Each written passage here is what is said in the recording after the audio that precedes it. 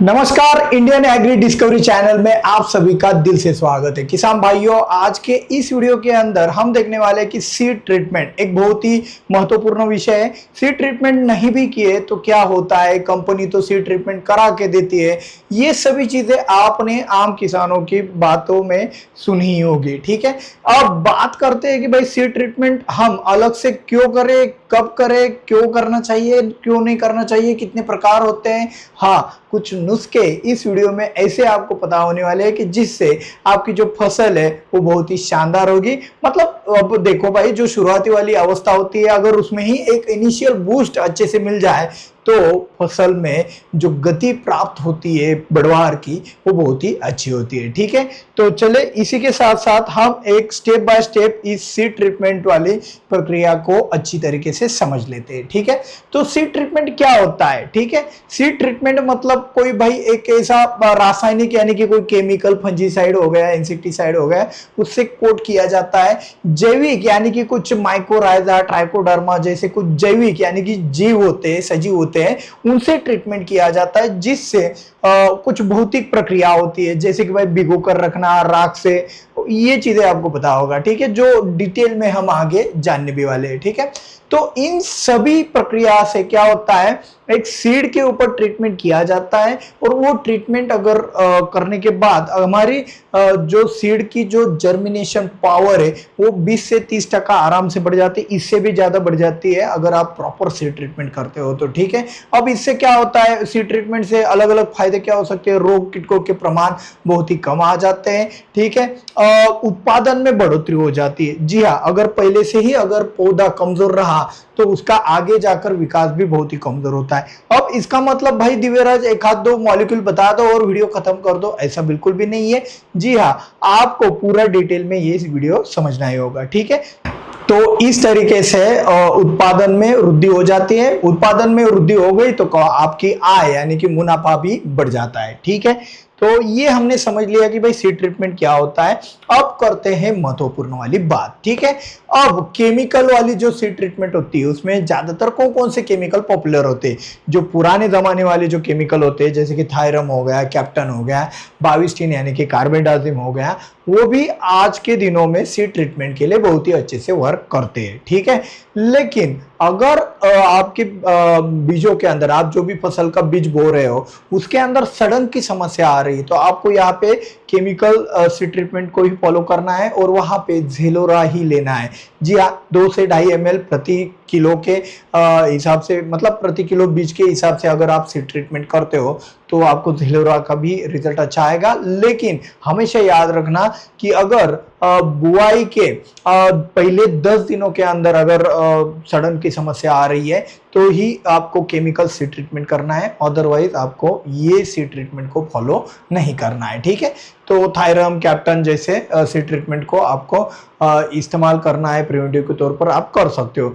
एक चीज मैं बता देता हूँ कि घर वाला जो बीज होता है उसमें हम सीड ट्रीटमेंट की 101% आपको जरूरत ही जरूरत है। ठीक है, लेकिन कुछ पैकेट वाले बीज आप खरीदते हो तो आपको पैकेट पे लिख के मिलता है कि भाई ये पहले से ही सीड ट्रीटमेंट किया हुआ बीज है, तो पहले से ही सीड ट्रीटमेंट किया हुआ बीज होगा और आपने भाई फिर से केमिकल उसके ऊपर लगा दिया तो केमिकल ज्यादा होके वहां पे बीजों को हानि पहुंचने की जो भी एक चांसेस है वो बढ़ जाते हैं। ठीक है, तो इसीलिए केमिकल सीड ट्रीटमेंट करते वक्त आपको बहुत ज्यादा सावधानी रखनी पड़ेगी, बहुत अच्छे से स्टडी करके ही आगे बढ़ना पड़ेगा। ठीक है, अब पोषक तत्व यानी कि न्यूट्रिएंट के बारे में जान लेते हैं। ठीक है, अब न्यूट्रिएंट से भी सीड ट्रीटमेंट होता है क्या? बिल्कुल होता है। अब देखो, जिंक जैसे कुछ न्यूट्रिएंट होते हैं जिससे पौधे को एक बूस्ट मिलता है। ठीक है, बोरान, मैग्नीज, ये भी मैग्नीज और मॉलिब्डेनम भी सीड ट्रीटमेंट के लिए इस्तेमाल किया जाता है। ठीक है, अब बात क्या है, जो मैग्नीज और मॉलिब्डेनम जो सीड ट्रीटमेंट के लिए इस्तेमाल किया जाता है तो वो कौन से सिचुएशन में करना है। ठीक है, अब देखो जिंक क्या करता है, जो ग्रोथ है वो बहुत तेजी से करता है, तो ठंड में और गर्मियों के दिनों में अगर आप चाहो तो जिंक न्यूट्रिएंट से भी सीड ट्रीटमेंट कर सकते हो और डोज वही रहेगा, 2 से 2.5 ग्राम प्रति किलो बीज के लिए, ठीक है। तो आप जिंक का इस्तेमाल कब कर सकते हो? ठंड के दिनों में और गर्मी के दिनों में, ठीक है। अब बारिश के दिनों में अगर हो सीड ट्रीटमेंट करना हो और उसके लिए आपको न्यूट्रिएंट का इस्तेमाल करना है, तो वहां पे आप मैंगनीज का और या फिर आप मॉलिब्डेनम का भी सीड ट्रीटमेंट के लिए न्यूट्रिएंट के तौर पर इस्तेमाल कर सकते हो। अब ये जो न्यूट्रिएंट होते हैं ये केमिकल में भी चल जाते हैं, इतना याद रखना। न्यूट्रिएंट का डोज आपको ज्यादा नहीं लेना है। अगर न्यूट्रिएंट का डोज ज्यादा हो गया तो आपके बीज 101% खराब हो जाएंगे, ठीक है। तो जितना डोज बताया गया है उससे कम भी डोज लेते हो तो चल जाएगा, लेकिन ज्यादा डोज बिल्कुल भी आपको नहीं लेना है, ठीक है। अब बात करते हैं भाई कुछ जैविक सीड ट्रीटमेंट की, ठीक है। जैविक सीड ट्रीटमेंट मतलब भाई वही सजीव वाले, ठीक है। जैसे कि उदाहरण के लिए यहाँ पे राइजोबियम ट्राइकोडर्मा से सीड ट्रीटमेंट करने को बोला हुआ है, ठीक है। अब देखो कुछ आपकी ऐसी फसलें होती है कि पहले 10 दिनों में, मतलब बुआई के बाद पहले 10 दिनों में आपकी फसल में आपके उन बीजों को कुछ भी रोग नहीं लगता है, कोई भी टेंशन नहीं रहता है, ठीक है। अब देखो केमिकल सीड ट्रीटमेंट करोगे तो कम से कम 10 दिनों के लिए ही आपको रिजल्ट मिलने वाला है, ठीक है। 10 दिनों के बाद तो इसका भी असर खत्म हो जाता है। तो इसीलिए आपका ये स्मार्ट डिसीजन होना चाहिए कि अगर पहले 10 दिनों में कोई झंझट ही नहीं रहता है, कोई नुकसान ही नहीं होता है, कोई रोग ही नहीं आता है, तो ऐसी सिचुएशन में आपको जैविक सीड ट्रीटमेंट करना चाहिए, जैविक बीज प्रक्रिया आपको करनी चाहिए। अब भाई देखो इससे फायदा क्या है भाई ट्राइकोडर्मा, और इससे फायदा क्या होता है?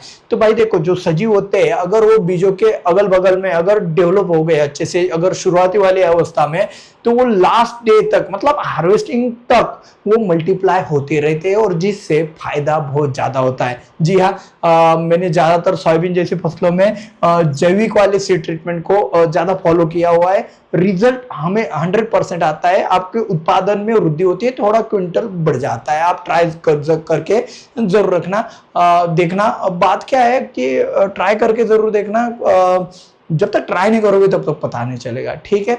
तो बिल्कुल कीजिए, ठीक है। अब बात करते हैं भाई कुछ भौतिक चीजों के, ठीक है।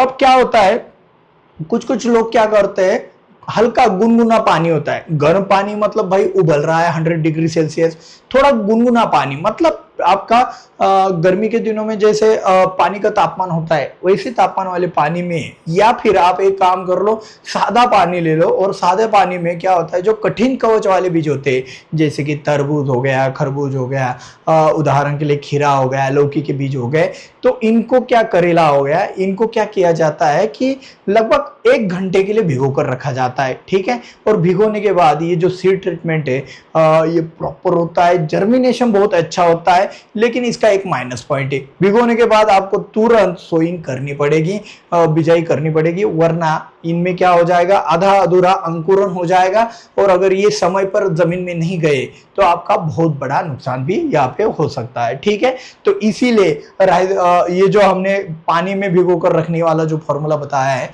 बहुत सावधानी से इस्तेमाल करना है, ये याद रखिए, ठीक है।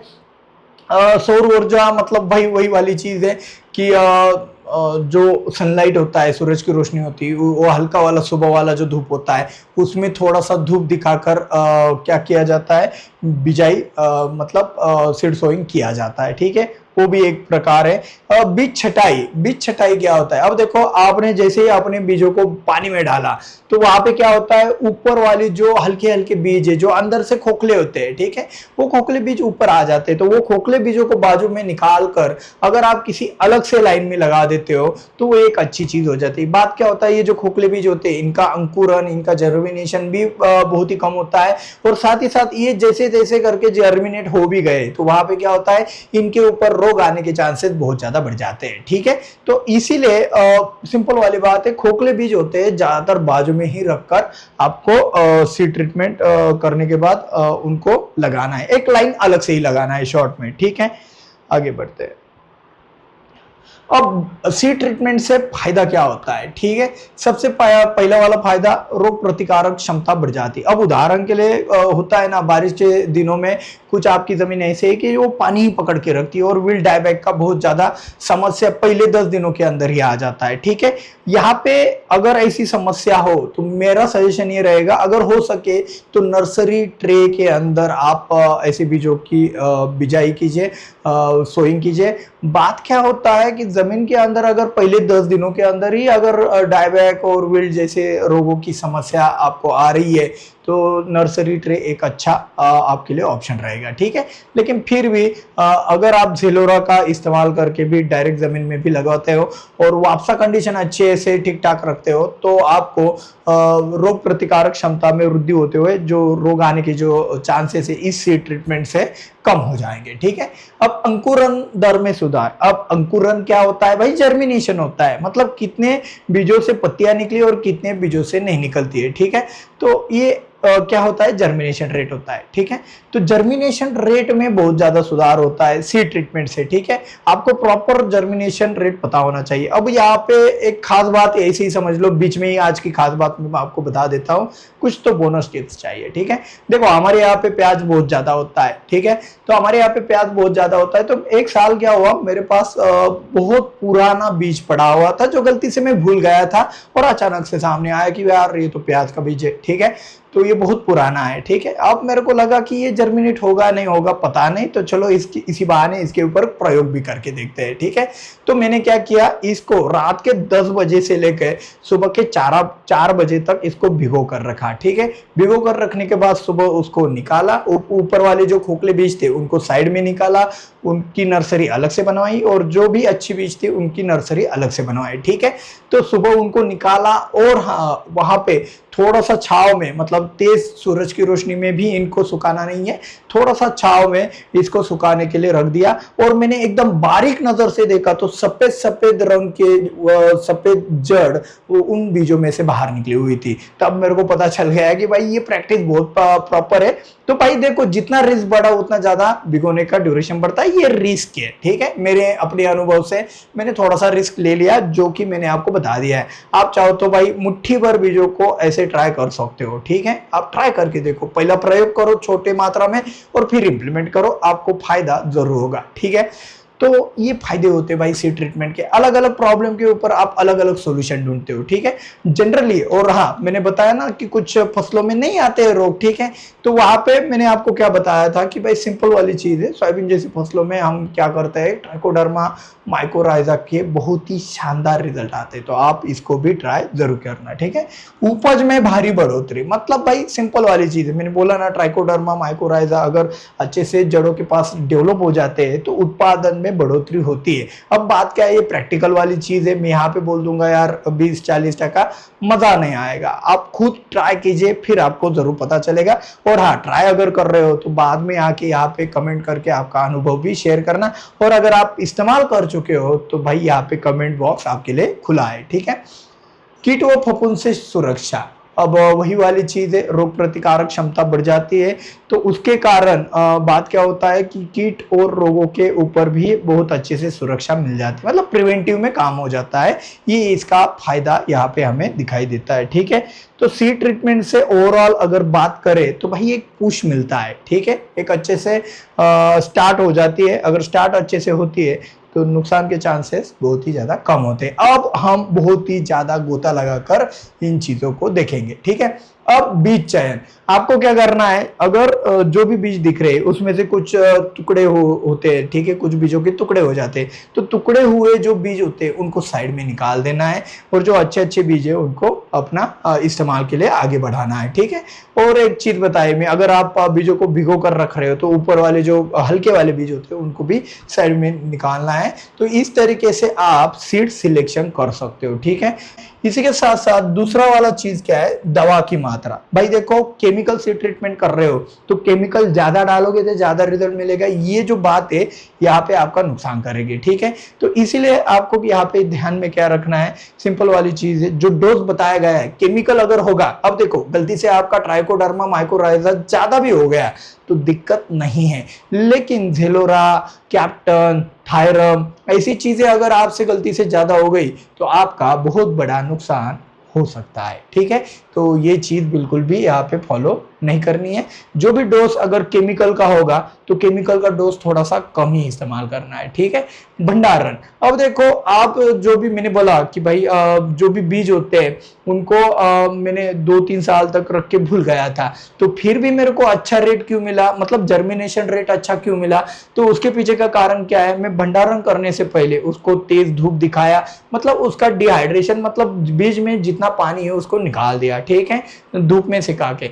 उसके बाद मैंने क्या किया, एक प्लास्टिक का थैली लिया और उसको एयर टाइट कंडीशन में मतलब एक बोरी के अंदर डाल दिया जिससे अंधेरा अच्छे से हो, और हाँ बोरी के अंदर नमी ना जाए इसका भी बहुत अच्छे से ख्याल रखते हुए अंधेरे में उस बोरी को रख दिया था, जिसको भूलकर 2 साल के बाद मेरे को अच्छे रिजल्ट मिले, ठीक है। तो भंडारण की यही प्रक्रिया अगर आप भी अगर कुछ बीजों में फॉलो करते हो तो आपको बहुत ही अच्छा रिजल्ट मिलता है, ठीक है। इसके बाद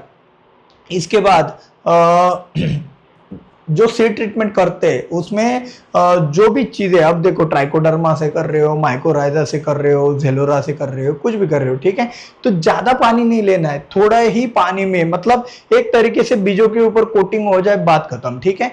कुछ लोग क्या करते हैं, गलती से ज्यादा पानी ले बैठते हैं और वहां पे क्या होता है, बीजों में अगर नमी अगर सोख लिया, ज्यादा हद से ज्यादा सोख लिया, तो वहां पे कुछ कुछ बीज बहुत जल्दी जर्मिनेट होते हैं, उनका जो बड़ रहता है वो खराब हो जाता है, ठीक है।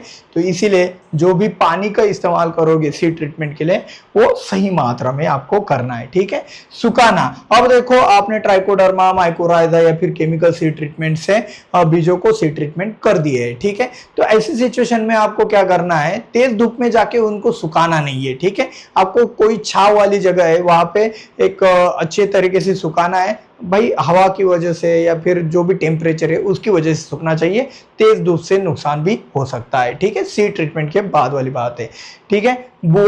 बुआई मैंने बोला तो उपचार के तुरंत बाद आपको सीड मतलब सोइंग करनी है। अगर आपने बीजों को भिगो कर रखा है तो याद रखना कि बीजों को अगर भिगो कर अगर रखते हो तो आपको तुरंत सोइंग करनी पड़ेगी, उसी दिन उसी समय, ठीक है। अगर गलती से भी आपने मिस कर दिया और अगर बीज अगर पानी में भिगो कर रखा हुआ होगा तो वहां पे आपका बहुत बड़ा नुकसान हो जाएगा, वो बीज जर्मिनेशन आपका फेल हो जाएगा, ठीक है।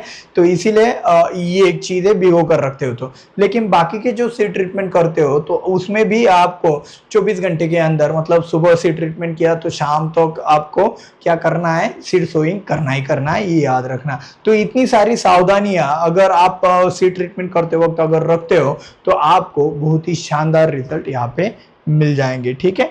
अब देखो ये जानकारी आपको छोटी लगती है, मतलब सीड ट्रीटमेंट में क्या लगता है यार, दिवराज इतना सा बीज होता है और उसके ऊपर कोटिंग किया जाता है, उसमें क्या बड़ा हो जाएगा, ठीक है, हम बाद में ड्रिंचिंग कर लेंगे, हम ये कर लेंगे, हम वो कर लेंगे, फर्टिलाइजर में मिक्स करके देंगे, तो भाई बाद में कुछ भी फायदा नहीं होता है। अगर बीज के साथ ही अगर शुरुआत ही दमदार हो तो फसल बहुत ही अच्छे से अपना पिकअप पकड़ती है, ठीक है।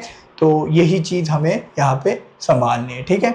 बीज उपचार की प्रमुख सामग्री, मतलब ज्यादातर जनरली कौन कौन से मुख्य चीजें जो कि सीड ट्रीटमेंट के लिए इस्तेमाल की जाती है, तो यहाँ पे थायरम लिखा हुआ है, तो जिसका डोज 2 से 3 ग्राम प्रति किलो सीड के लिए आपको इस्तेमाल करना है। कार्बेंडाजिम का भी सेम डोज है, लगभग 1 से 2 ग्राम प्रति किलो के बीज के लिए आपको इस्तेमाल करना है। जेलोरा होगा तो वो भी 2 से 3 ml प्रति किलो बीज के लिए आपको इस्तेमाल करना है। ट्राइकोडर्मा यहाँ पे 4 से 5 ग्राम लिखा है, अगर गलती से 10 ग्राम भी हो गया भाई कोई नुकसान नहीं, ये कोई केमिकल नहीं है, ठीक है। वैसे ही राइजोबियम का भी आपको यहाँ पे दिख रहा है डोज कि 5 से 10 ग्राम का ही डोज आपको यहाँ लेना है, ठीक है। अब माइकोराइजा से और राइजोबियम से क्या होता है, एक नाइट्रोजन का एक अच्छा पुश पौधे को मिल जाता है और बाद क्या होता है, ग्रोथ बहुत ही शानदार हो जाती है, ठीक है। तो इस तरीके से आपको सीड ट्रीटमेंट करते वक्त अच्छे से सावधानी रखनी है, हैंड ग्लोव्स वगैरह इस्तेमाल करने जिससे केमिकल से आपको नुकसान ना हो, ठीक है। तो आपको भी खुद को बचाना है क्योंकि कुछ कुछ केमिकल बहुत ही स्ट्रांग होते हैं जिससे नुकसान होता है, ठीक है। ट्राइकोडर्मा, माइकोराइजा ऐसे जैविक वाले सीड ट्रीटमेंट होते हैं तो उसमें कोई भी दिक्कत नहीं होता है। ठीक है, अब वीडियो के अंत में आपको यही सलाह मेरी बनती है कि भाई सीड ट्रीटमेंट करना चाहिए या नहीं चाहिए, इस पे संक्षिप्त में बता देता हूँ। ठीक है, अगर कंपनी से सीड ट्रीटमेंट किया हुआ आ रहा है तो सीड ट्रीटमेंट मत कीजिए, वहाँ पे आपको कुछ ज़्यादा नहीं करना है। लेकिन कंपनी से सीड ट्रीटमेंट करके नहीं आया हुआ है, आपका घर का बीज है, तो 101% आपको सीड ट्रीटमेंट करना चाहिए, प्रॉपर करना चाहिए। केमिकल होगा तो थोड़ा डोज कम करके, ठीक है, ज़्यादा तेज धूप में नहीं सुखाना है। अगर आप भिगो कर रखते हो 1 घंटे के लिए, 2 घंटे के लिए, तो वहाँ पे आपको क्या करना है, तुरंत आपको ज़मीन के अंदर बीजों को पहुँचाना है। ठीक है, और हाँ, सबसे इम्पोर्टेंट वाली बात, अगर पौधा मतलब आपके ज़मीन में व्हील डायबैक का सिनारियो होता है, बहुत सारा दिक्कत होता है, तो बीज बोने के बाद 10 दिनों के अंदर ये इतनी बड़ी समस्या आ जाती है, तो वहाँ पे नर्सरी ट्रे का ही इस्तेमाल कीजिए, मतलब नर्सरी बनाकर ही आप आगे बढ़िए, ये आपके लिए सबसे फायदेमंद वाला सौदा होगा। तो चलिए इसी के साथ साथ आज का ये वीडियो यहीं पे खत्म करते हैं, मिलते हैं अगले वीडियो में। जय जवान जय किसान।